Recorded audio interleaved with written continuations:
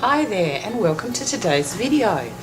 My name's Angela from Papery Blue and I'm a scrapbooker and paper crafter here on YouTube. If this is your first time visiting my channel, well, welcome, and I do hope you'll consider subscribing and joining our creative community. Don't forget to hit the notification button so that you'll know each time I post a new video. Today's video is a quick and simple scrapbook page which is suitable for all skill levels. I decided to create this page when I found this image of myself in a stack of old school photos, like from centuries ago. And as I don't have a lot of pages of myself, I decided to do one. Do you find that you have lots of photos of everybody else but hardly any of yourself? Yeah, I hear it's a common complaint from scrapbookers.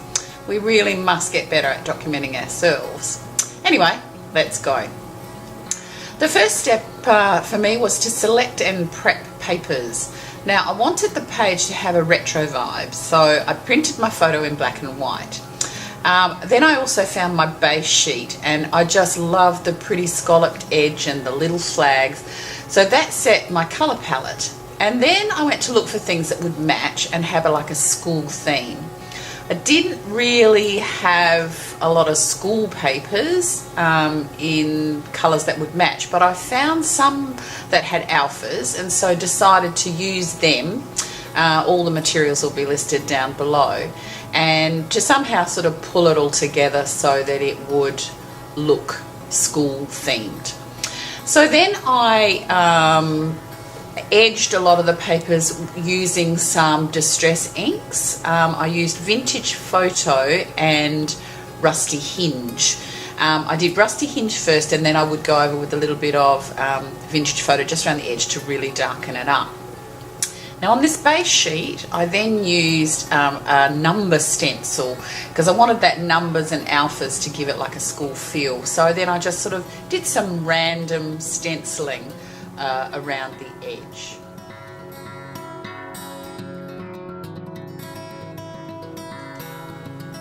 Now, I haven't done a voiceover in one of my videos for a long time, and I'd love to hear what type of videos you prefer.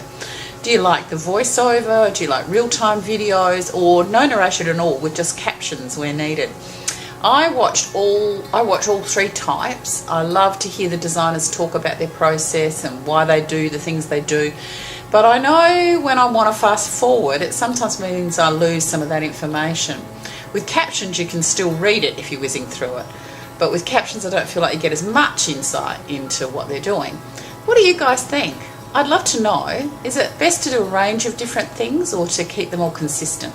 Let me know in the comments below. I'd really appreciate it.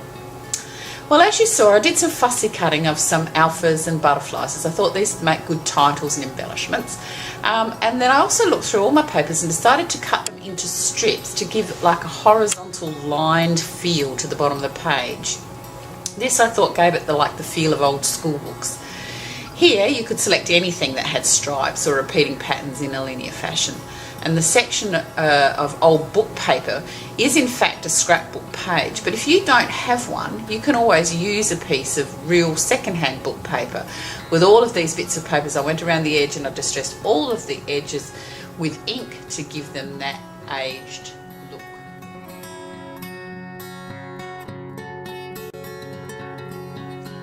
Distressing the scalloped edge of the base paper was a little trickier, as you had to get right in and around each of the scallops. But just, you know, a little bit of persistence and you'll get there.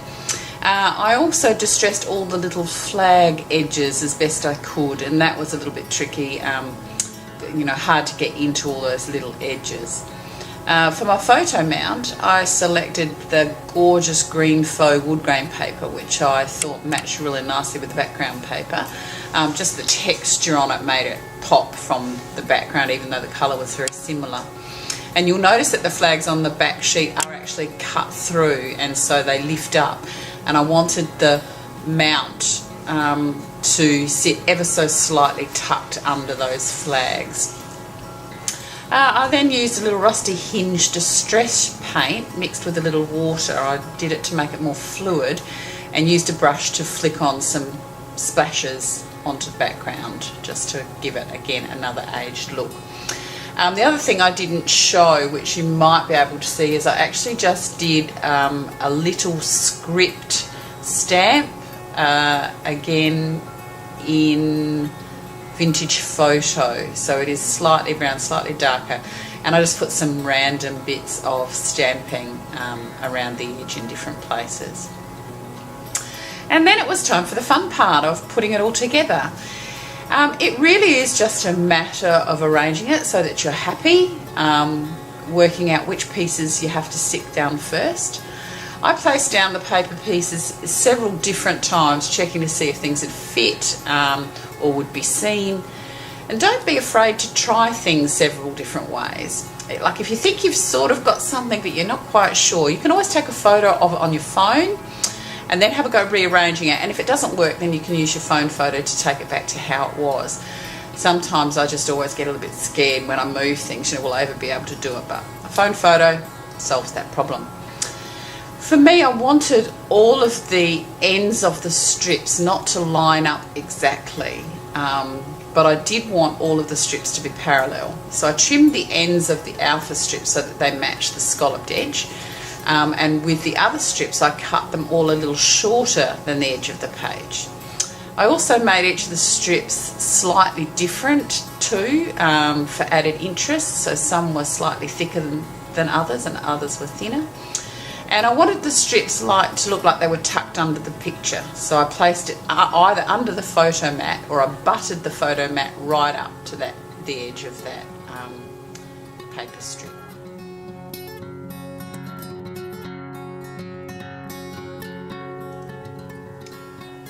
I considered mounting my photo on foam, but I decided in the end the page was not going to have any other real 3D elements, and the foam mounted photo just wouldn't look right.